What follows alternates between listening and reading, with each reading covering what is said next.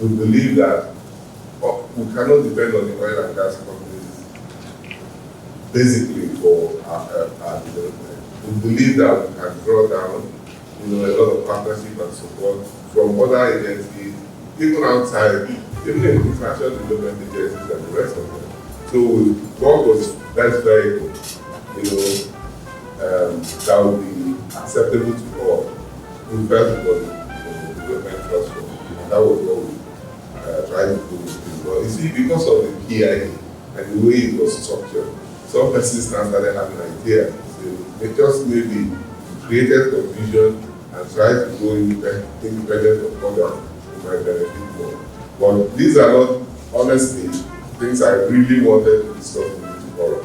But my people, my chiefs, and people felt otherwise, and of course sometimes you have to be able to allow this kind of things. I thought it would have been something to speak to you privately about, for us to find ways to manage. But that being the case, just to say that BONNY Kingdom is still very united. As you recall, in every environment where there's peace, what goes behind is a lot more.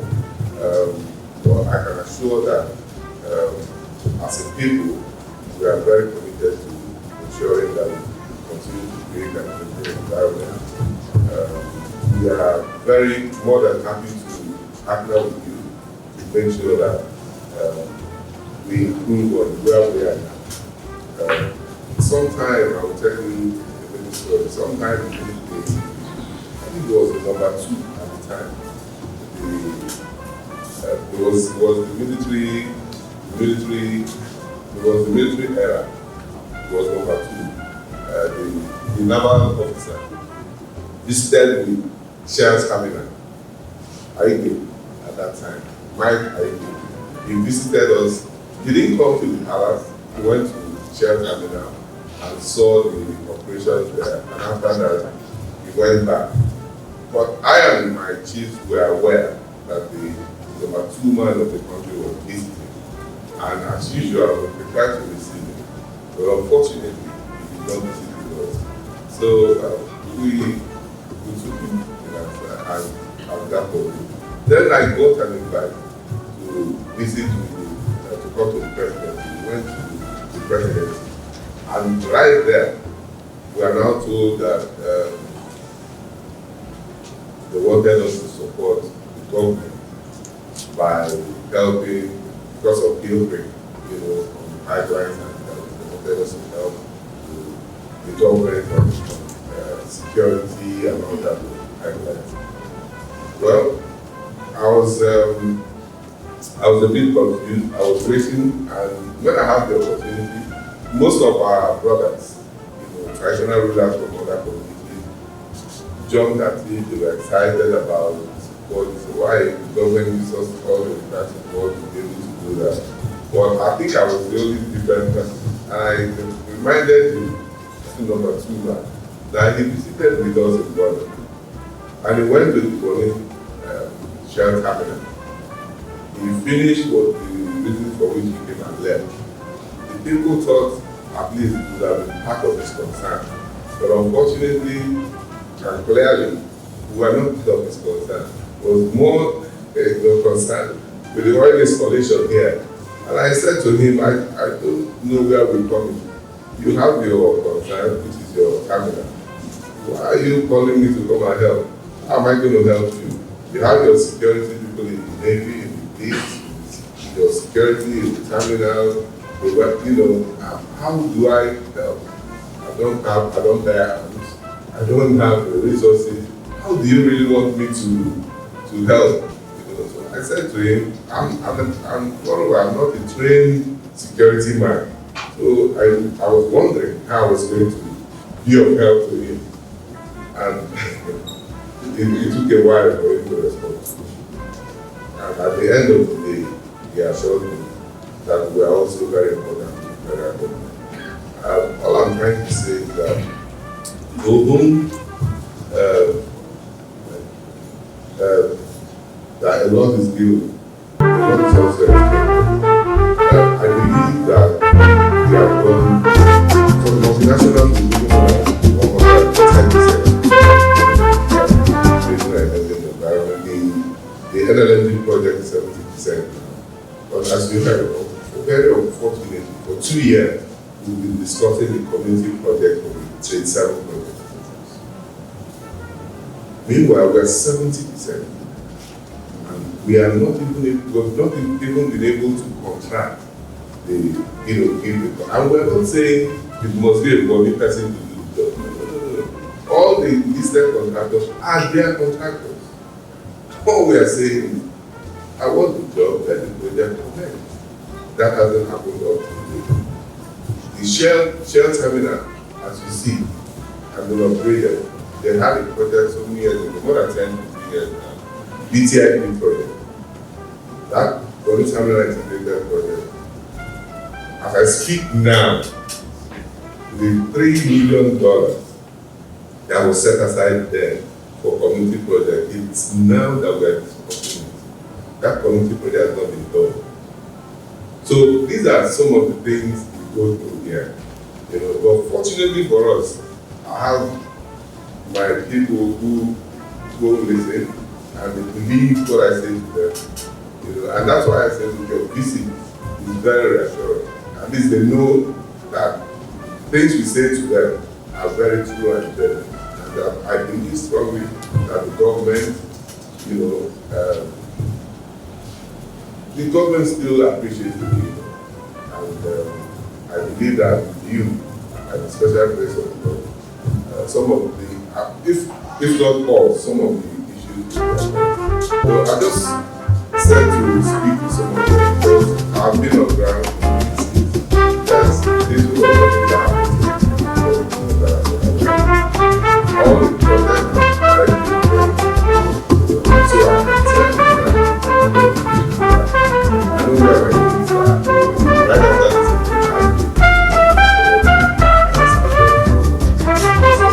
this, and I can tell that what we are asking for is not much.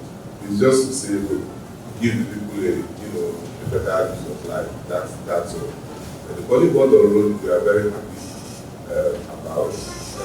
Only recently we were able to resolve all the issues around funding, and a lot of things, played out. But we are grateful to God that finally, the issue of funding, addressed, and we believe that sometime towards the end of next year, from what we are the project will be completed. Obasanjo as president gave us a school. The school is doing well, but that school requires a lot of attention. BONNY oil and gas polytechnic. It's a polytechnic in name. But I think it's more like a secondary school. It's very different. I think that school requires a lot of attention. It's a lot of infrastructure, equipment, and even manpower. So it's something that I think you should also know about. It's important that those kind of institutions of learning, we're able to, because what we need in the kingdom is to continue to train and retrain our work and give them all we can to we are not saying that what is it called? We are not saying that we should lower standards for our people to get contracts. No, we are not saying that. I was listening to him speak and even I was a bit confused as well. What are they really saying? Are we going to lower the standards so community will benefit or No, we are not saying that. We are saying support the people to do that. I was speaking to SPDC sometime, and they said, don't give them the required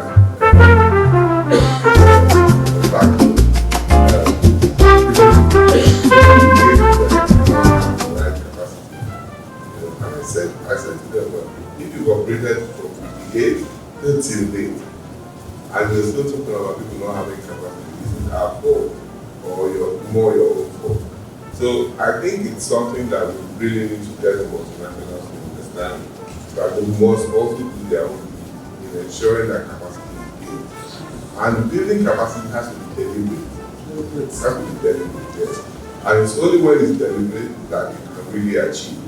Because if you just wave it off, we'll continue to have all the issues, that we have in the Delta. When volcanoes and Warri, refineries and the rest of them were shut down, BONNY was operational in the heat of the Niger Delta crisis. And that was the reason that the company didn't feel, all the pressure of that, because we are still making money, But it was strategic. It was important that we would not completely shut down our source of livelihood, And I'm happy to say that the interventions we had, including some of the things we did at the time, with our brothers, yielded a lot of food, to the extent that BONNY was almost like a place that was, left out of the entire struggle, so to speak.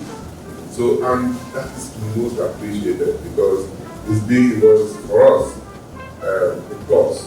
So it's not something that we want to completely lay claim to. It was a collective understanding of our people to say, we can't do it.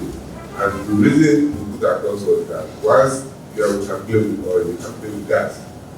You really can't play with gas. So we needed to be careful around God because of that gas infrastructure.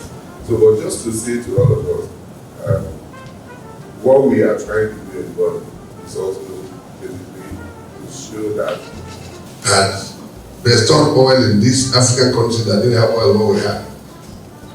I'm very sure that God has given us more quantities and these other countries will also get. And the reason we can ascertain that is the embark on drilling campaign.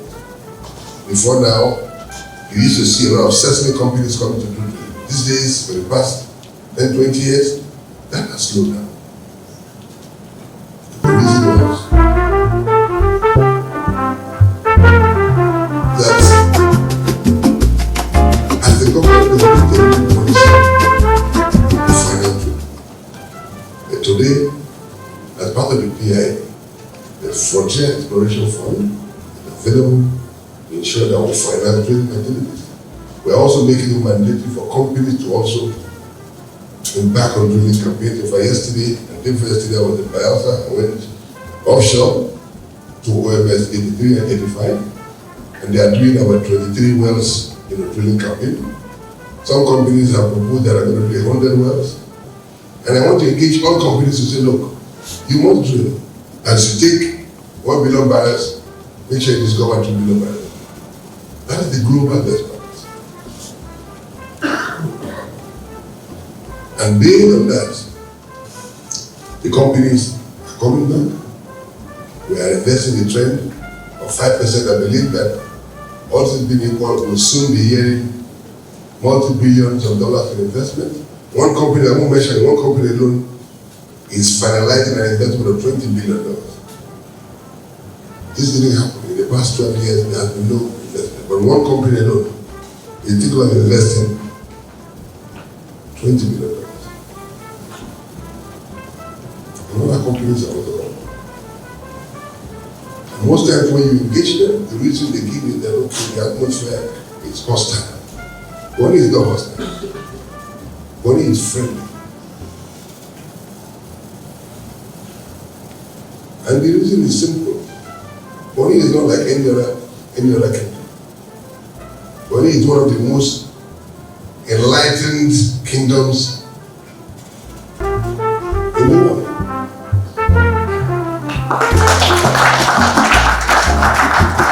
And so, if it is not BONNY, it is not BONNY.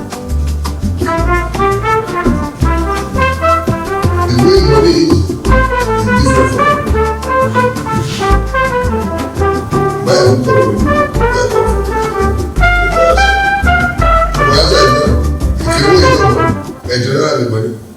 when the white people came, they didn't come to my town, but they came here. So you had you had civilization long before now. The first secondary schools in Nigeria were in the 70s. All the schools in this part were in the 18th century and all that. So BONNY is different. And that is why, for strategic reasons, most of these oil and gas investments are routed through.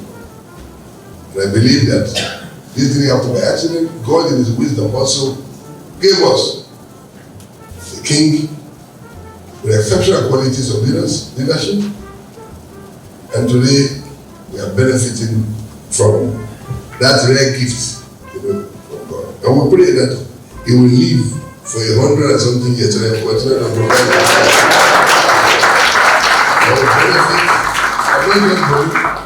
but for the benefit of Nigeria as a whole.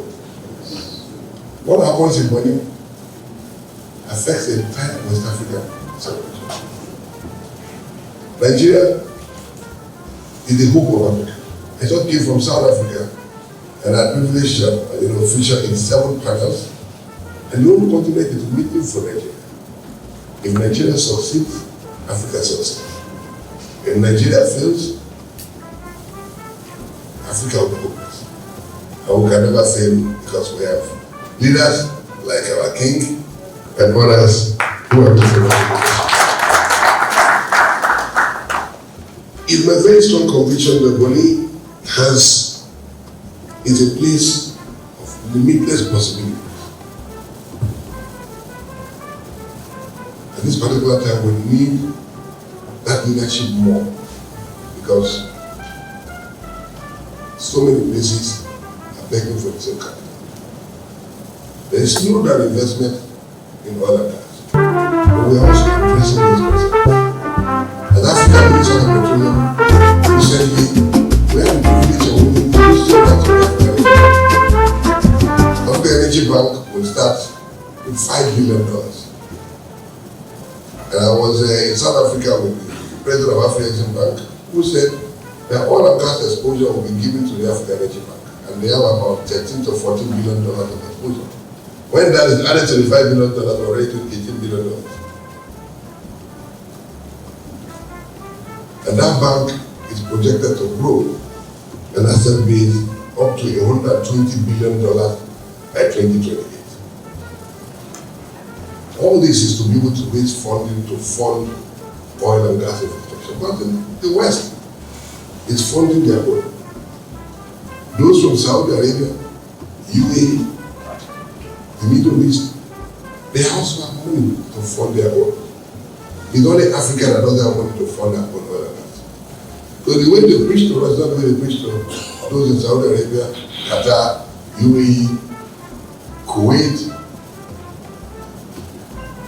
And so many countries. And so in Africa, we felt that the time has come for us to take our own destiny in our hands. The first point is to see how we can bridge the funding gap, and that was how we came up with the issue of Africa Energy Bank. The bank will take off at the first quarter of next year. Nigeria will host the headquarters of the bank.